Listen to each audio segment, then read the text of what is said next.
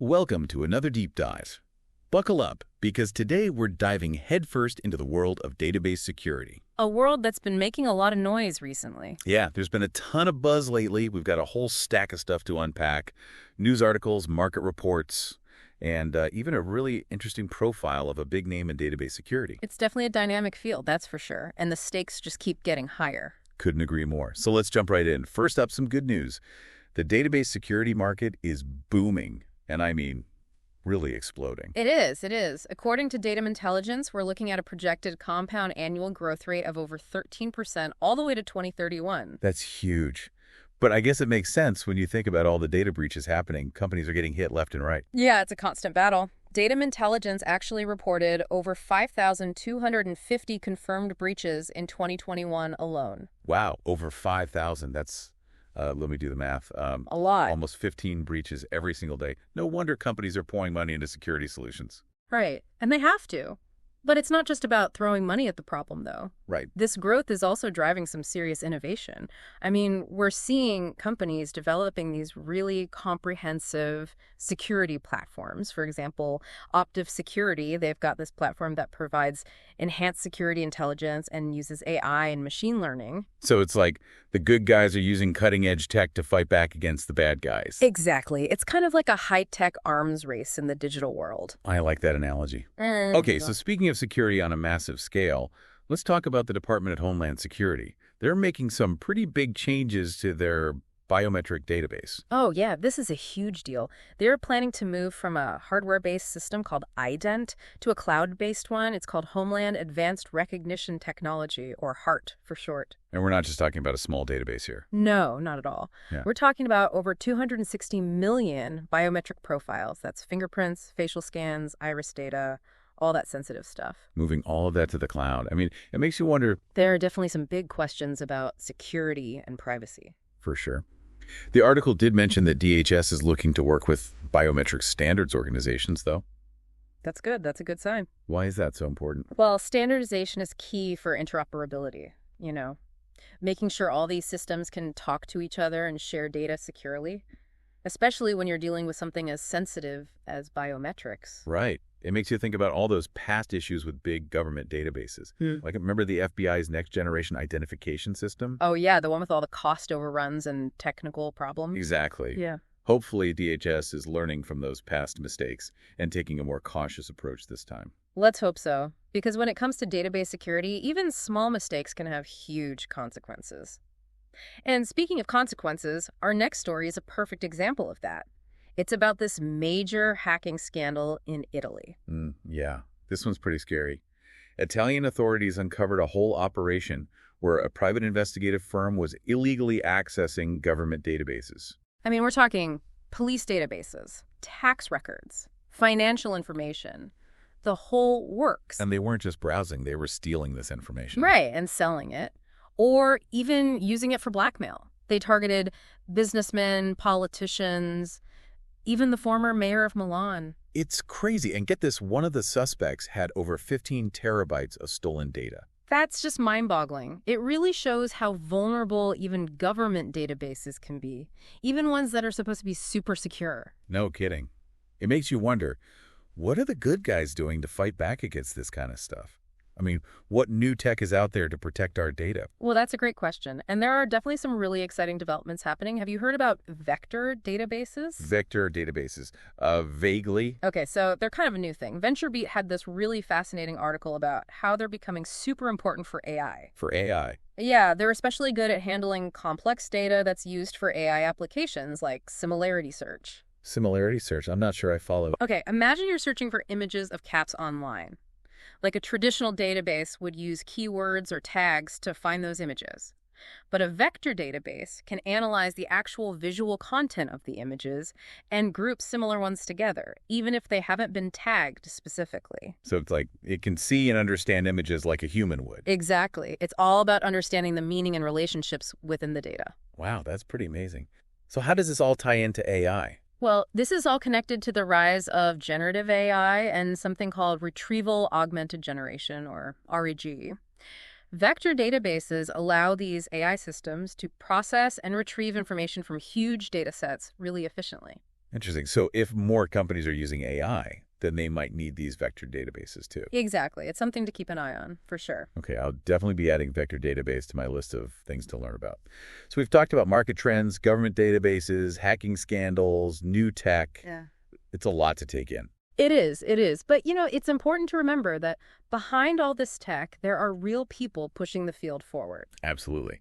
And speaking of people, there's one guy in particular who's really making a difference in database security.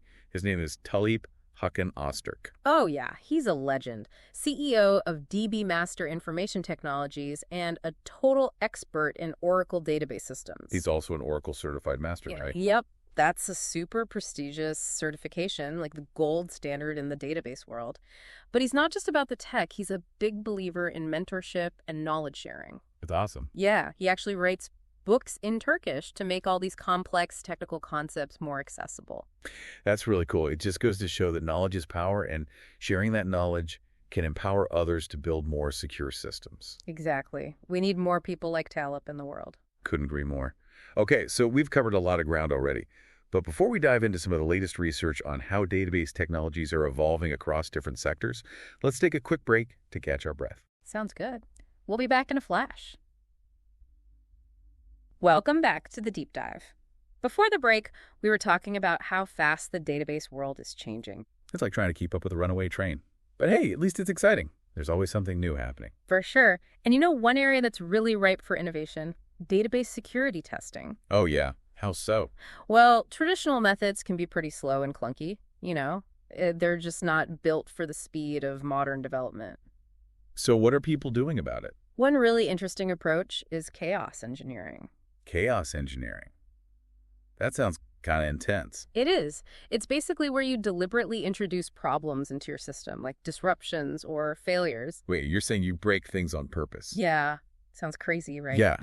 But it's actually a super effective way to find weaknesses you might not have noticed otherwise. Like you simulate stuff like server crashes, network outages, data corruption. So you can see how your database holds up under pressure. Exactly. It's like a stress test, but way more realistic. And the best part is you can automate the whole thing, run these tests regularly as part of your development process, so you're always prepared for anything. That's pretty smart. So you're always one step ahead of the bad guys. Right. Proactive security, that's the name of the game. Oh, and speaking of proactive security, there's another big trend I wanted to mention. DevSecOps. DevSecOps. Yeah, I've heard that term thrown around, but I'm not really sure what it means. So basically, it's this idea of integrating security into every stage of the software development process, not just tacking it on at the end. So it's like baking security into the cake from the start instead of just frosting it on later. Exactly. It's about breaking down silos and making security everyone's responsibility, from the developers to the operations teams. Makes sense. Catch problems early, fix them before they become major headaches. Right. Prevention is always better than cure, especially when it comes to data security.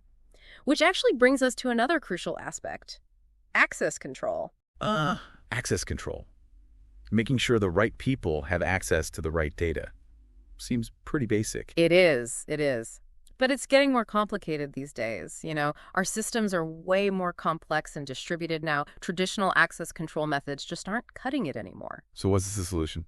Well, one promising approach is attribute-based access control, or ABAC. Okay, another acronym. Break that down for me. Sure. So it's more flexible and fine-grained than traditional role-based access control. With role-based access control, you basically assign roles to users and grant access based on those roles. But with ABAC, you can get way more specific. You can define access rules based on a ton of different factors, like the user's location, the time of day, or even the device they're using. So it's like super customizable. Exactly. You can create these really detailed, context-aware access policies, which is super important for protecting sensitive data in today's world. It's like having a security guard who doesn't just check your ID, but also analyzes the entire situation before letting you in. That's a great way to put it. And, as AI gets even smarter, we can expect to see even more advanced access control systems that can learn and adapt in real time. That's both really cool and kind of scary at the same time. I know, right? But one thing's for sure, the future of database security is going to be very different from what we're used to. Agreed. It's not just a tech problem anymore. It's a core business issue. Companies that don't take it seriously are going to get left behind. Totally. And speaking of new tech, there's another development we should talk about. Serverless databases. Serverless databases. Does that mean there are no servers involved? I'm so confused. I know, the name's a bit misleading. There are still servers, but they're managed entirely by the cloud provider. You don't have to worry about setting them up or maintaining them. So it's like databases on demand. Pretty much. And it comes with a ton of benefits. Scalability, cost efficiency, ease of use. They're perfect for applications with unpredictable workloads like mobile apps or those Internet of Things devices, the smart fridges and all that. Okay, that makes sense. But is it safe? I mean, trusting your data to a serverless database. That's a fair question, but the big cloud providers have really stepped up their security game when it comes to serverless. They offer encryption, access control, auditing, all that good stuff. So it's like renting a high security vault for your data. Someone else takes care of the building, but your valuables are still safe. Exactly. Of course, you still got to be smart about security. Strong passwords, access control, all that good stuff. It sounds like serverless databases could really change the game when it comes to data management. Definitely a trend worth watching. Like any new tech, there are pros and cons, but I think serverless is here to stay. For sure. It's a wild time to be in the database world, that's for sure. So much innovation happening, it's hard to keep up. I know. But amidst all this excitement, we can't forget about security. True that. Yeah. At the end of the day, it's all about protecting our data. Couldn't agree more. Data is the most valuable asset we have. Well said. All right, let's take a quick break to gather our thoughts. When we come back, we'll wrap up this deep dive with some key takeaways for our listeners. Welcome back to the deep dive. We've covered a ton of ground today, from market trends to cutting-edge tech to those scary real-world security breaches. It's been a whirlwind tour of the database security world for sure. And I think it's clear this field is moving at lightning speed. It is. It really is. So let's take a minute, step back, and connect the dots for our listeners. What are the big takeaways from all this? Like, what does it mean for someone who's working with databases day to day or, anyone responsible for data security? Well, I think the biggest thing to remember is that database security isn't just an IT problem anymore. It's a business imperative. It affects everything, from a company's bottom line to its reputation. Absolutely. I mean, we've seen it over and over again. Yep. Data breaches can cost companies millions, not to mention the hit to their brand trust. Exactly. And these breaches, they're only going to become more common, more sophisticated as attackers get smarter and more resources. So we can't just sit around and wait for something to happen. We need to be proactive. Absolutely. A proactive approach to security is key. And, there are a few things organizations can do to really strengthen their security posture. Okay, I'm all ears. Lay it on me. I would say it boils down to three key areas: people, processes, and technology. Okay, let's break that down. What do you mean by people? Well, it all starts with fostering a culture of security awareness across the entire organization. Everyone, from developers to executives, needs to understand how important data security is. Right, so it's not just the IT department's problem. Exactly. Everyone needs to be involved. Provide regular security training, make sure you have clear security policies in place, and encourage open communication about any potential threats or vulnerabilities. Gotcha, so that's people. What about processes? You need well-defined processes for everything related to data security. Managing data, securing data, everything from access requests to how you dispose of data securely. So like access control policies, encryption procedures, incident response plans, that kind of thing. Exactly. Having a structured approach is crucial. And these processes need to be reviewed and updated regularly because things change fast in the cyber world, Right. Always got to stay one step ahead. Okay, so we've got people and processes. Now, what about technology? Well, technology is essential, of course. It gives us the tools to actually protect our data. Firewalls, intrusion detection systems, encryption tools, access control solutions, all that good stuff. True, but with so many new security technologies popping up all the time, how do you even know what to choose? It's overwhelming. It can be. The key is to stay informed, attend industry events, read security blogs, talk to vendors, really do your research. So basically never stop learning. Exactly. The threat landscape is constantly shifting, so our security strategies need to adapt too. Makes sense. So we've talked about people, processes, and technology. Anything else our listeners should keep in mind when it comes to database security? One more thing, collaboration is key. Security is not a solo mission. You got to work together across teams, departments, even different industries. Across industries? What do you mean? Well, cyber threats, they often affect multiple industries. Attackers don't really care who they target, as long as there's valuable data to steal.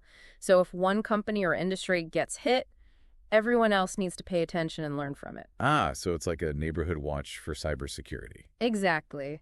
By sharing information about threats, vulnerabilities, best practices, we can all help each other stay safe. Love that. We're all in this together, right? Well, I think that about wraps up our deep dive into database security for today. We've covered a lot: market trends, new technologies, best practices.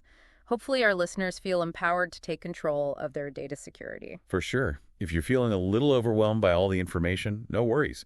Check out the show notes for links to all the articles and reports we mentioned. And remember, database security is an ongoing process. Stay curious, stay informed, and never stop learning. Couldn't have said it better myself.